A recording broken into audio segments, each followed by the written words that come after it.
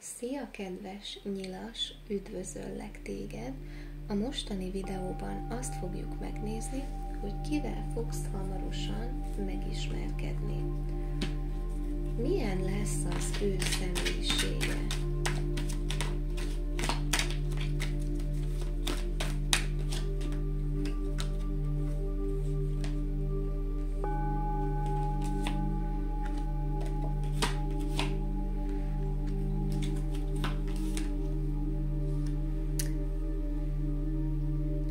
Ő egy nagyon kíváncsi személy, egy nagyon optimista, lelkes, kezdeményező ember, és mint említettem is, hogy nagyon kíváncsi, ő nem szereti, hogyha valakinek túl sok a titka, hogyha valaki kerülő úton próbálja az útját járni.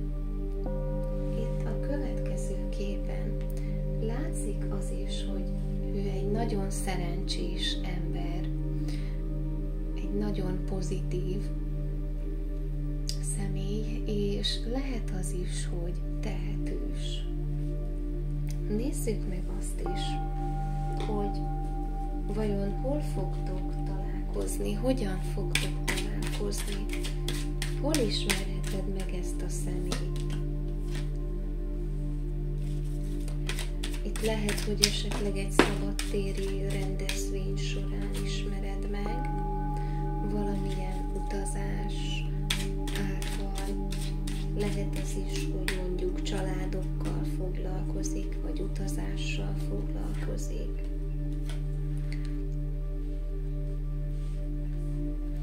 Ez a kártya jelentheti ugye a szerencsét. Lehet az is, hogy ő szereti az ilyen fogadásokat, lehet az is, hogy mivel ez a tavaszt is jelképezi, jelentheti, hogy tavasszal ismerheted meg ezt a személyt. Nézzük meg, hogy hogyan fog közeledni hozzád. Hogyan fog közeledni ez a személy hozzád. 9-es, sőt még 9-es, a szerető,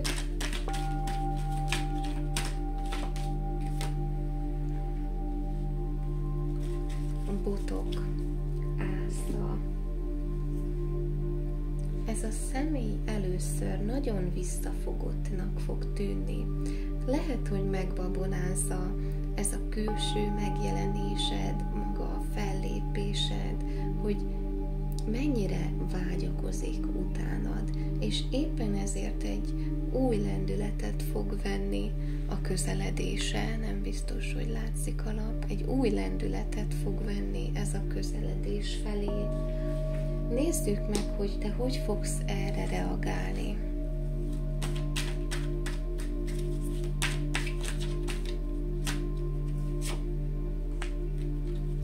Ez az uralkodó. Kelyhek 8, kelyhek 2-esen. Látszik, hogy te fogod hozni a szabályokat, te fogod megmondani, hogy milyen gyorsan vagy milyen lassan haladjon a kapcsolat, tehát te fogod ezt az ütemet megszabni. Itt látszik az, hogy nagyon fog tetszeni neked az ő közeledése, és itt lesz egy találkozás is, úgyhogy el fog téged hívni egy randira. Nézzük meg, hogy honnan fogod őt felismerni, hiszen sok mindenkivel megismerkedünk, de honnan fogod felismerni, hogy ő az. Itt lesznek változások a halállapjával, lehet az is, hogy a te életedben mentek végbe változások, vagy az övében. Lehet, hogy ő egy anyagias személy,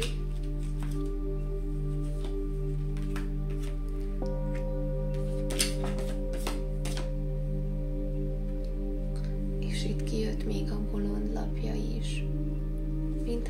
említettem, lehet, hogy ő egy anyagias személy, de hogyha nem az, akkor viszont egy olyan ember lehet, aki nagyon tud ragaszkodni.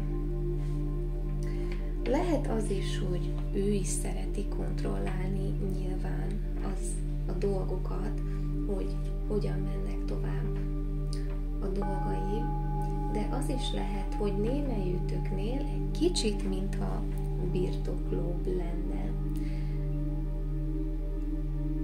Itt még az érmék apródja jelentheti azt is, hogy a te könnyedséged, a te lelkesedésed, az, ahogyan te veszed az akadályokat, amilyen személyiségnek te tűnsz, ez hirtelen, mint hogyha az ő lelkesedését elvenné, mintha egy kicsit kisebbnek érezné magát nálad. Nézzük meg, hogy te hogy fogsz gondolkodni róla, mikor először meglátod.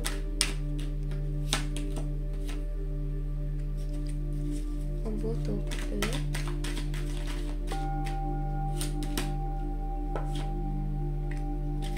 fordított kelyhek királynője,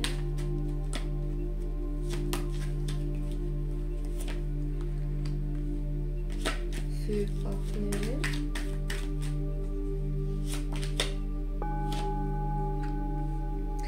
és a kardok apródja. Azt fogod gondolni róla így először, hogy ő egy nagyon kíváncsi, egy nagyon kezdeményező személy, és nagyon jól bánik a szavakkal, viszont azt fogod róla gondolni, hogy esetleg lehet, hogy vitatkozósabb típus lehet. Tudod, vannak azok a személyek, akik egy kicsit úgy csípkelődnek. Na, hasonlóképpen fogsz gondolkodni róla így elsőre, és nagyon titokzatosnak fogod őt gondolni. Talán olyannak, aki nem mindig mutatja ki az érzelmeit, pedig csordultig van velük. Nézzük meg azt, hogy milyen lesz a ti kapcsolatotok.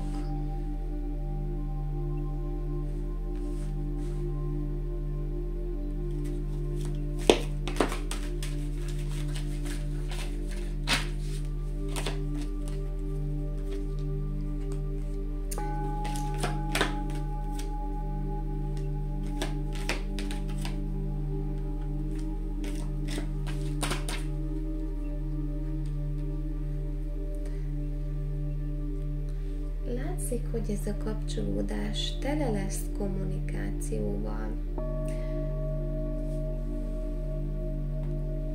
Nagyon lendületes kapcsolat lesz a tiétek. Meg lesz bennetek ez a lelkesedés egymás iránt, és nagyon sokat fogtok álmodozni egymásról. Sokatoknál lehet az is, hogy lesznek személyes átalakulások, amit ez a kapcsolat fog előidézni bennetek. De azt tudnotok kell, hogy ez a változás, ez sok feloldáshoz vezethet. Lehet, hogy voltak régi minták az életetekben, amit követtetek eddig, és most ebben a kapcsolatban fel tudjátok ezt oldani. Köszönöm szépen, hogy végignézted a videót.